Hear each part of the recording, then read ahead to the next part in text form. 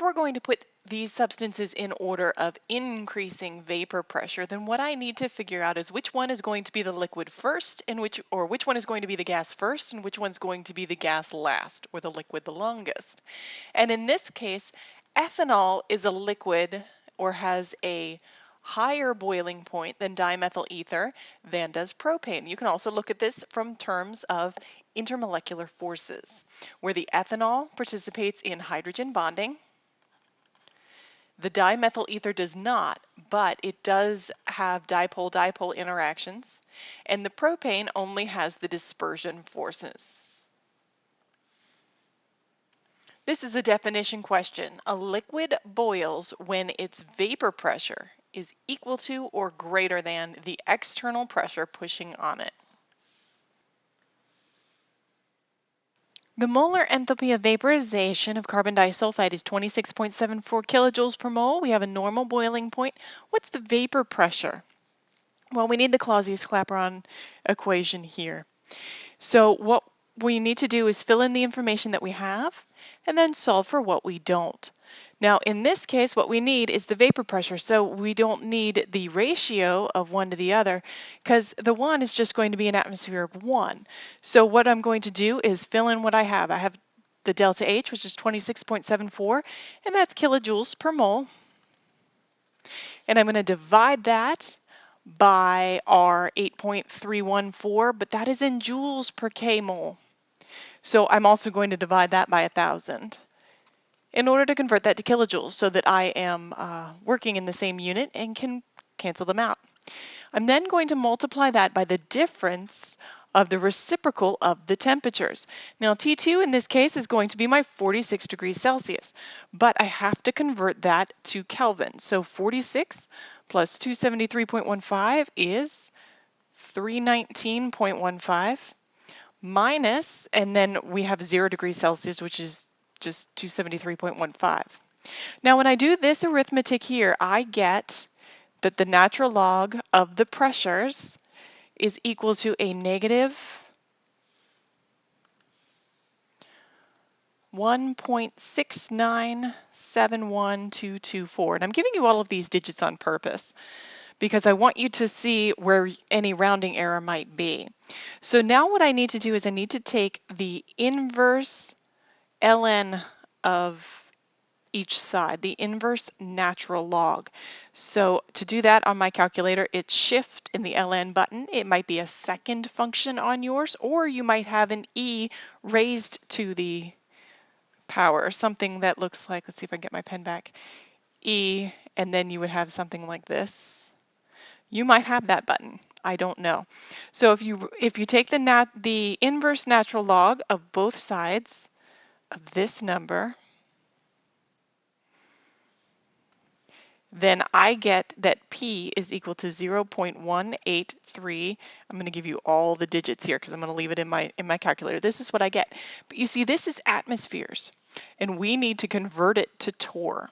So in order to do that, I need to remember that 1 atmosphere is 760 torr. So multiply this number by 760, and I get 139.2, also known as A. If we're going to find the temperature at which water boils on a day in the mountains, given this barometric pressure here and the heat of vaporization, we need to work out what our P1 and our P2 are going to be, and then our T1 and our T2. So in this case, our initial pressure and temperature are going to be the standard conditions. So P1 is 1 atmosphere, also known as 760 millimeters of mercury. P2, we don't know. That's what we're looking for. So T1, water boils at 100 degrees Celsius or 373 Kelvin. And then T2 is what we're looking for. P2 is 593 millimeters of mercury. So this is what I'm going to do. I'm going to plug in all the numbers I have and then search for the number I do not. So the delta H now is 40.79 kilojoules per mole.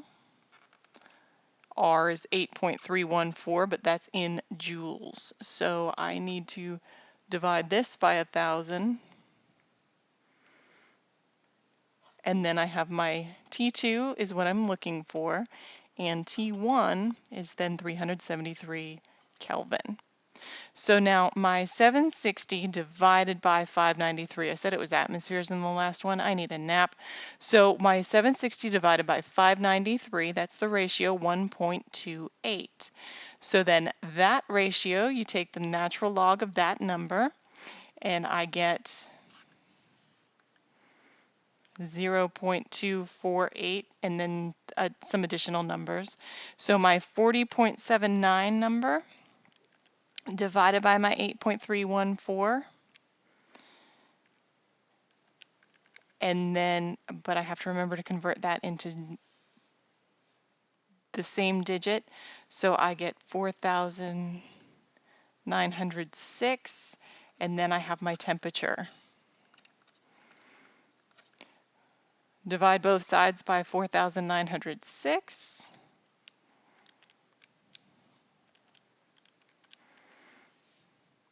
And I get 5.05 times 10 to the negative fifth equals my temperature term. So now I'm going to add this, the reciprocal of 173, to both sides. And I get 2.73 times 10 to the negative third, and that is the reciprocal of my temperature. So if I take the reciprocal of that number, I get that T2 equals 366. And then everybody looks at this and goes, but I don't have 366. Well, remember, this is in Kelvin. And in order to get Celsius, I need to subtract 273, and I end up with 93.1 degrees Celsius. Butter melts over a range of temperature rather than with a sharp melting point. So that means butter is an amorphous solid. How is glass classified? Well, glass is also classified as an amorphous solid. It doesn't have a singular long-range order.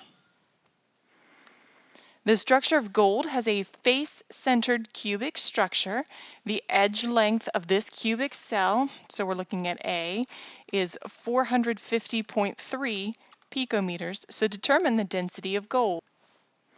Here is an example of a face-centered cubic structure. The blue circles indicate the eighths of an atom at each corner. We have 8/8 of an atom. And then on each face, we have a half of an atom, and we have 6 of those.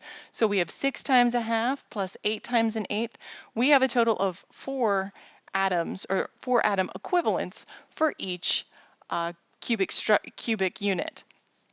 So if I have 4 atoms of gold, and I need to convert that to a mass, I'm looking for grams. Remember Avogadro's number, there are 6.022 times 10 to the 23rd atoms in 1 mole. Periodic table tells us that 1 mole of gold has a mass of 196.97 grams. So doing that arithmetic, I get that those 4 atoms have a mass of 1.3, I'm going to call it 31, times 10 to the negative 21, and that's my grams.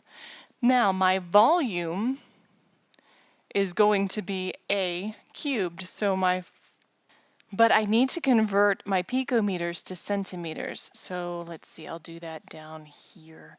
If I have 450.3 picometers, I'm going to take it through meters. So there are 10 to the 12th picometers in 1 meter, and 1 meter has 100 centimeters. So this is 4.503 times 10 to the negative 8 centimeters, and then I need to cube this for my volume. So when I cube that value, I get a volume of 9.13 times 10 to the negative 23rd, and that is cubic centimeters. So now I can find out my density by inserting these numbers here.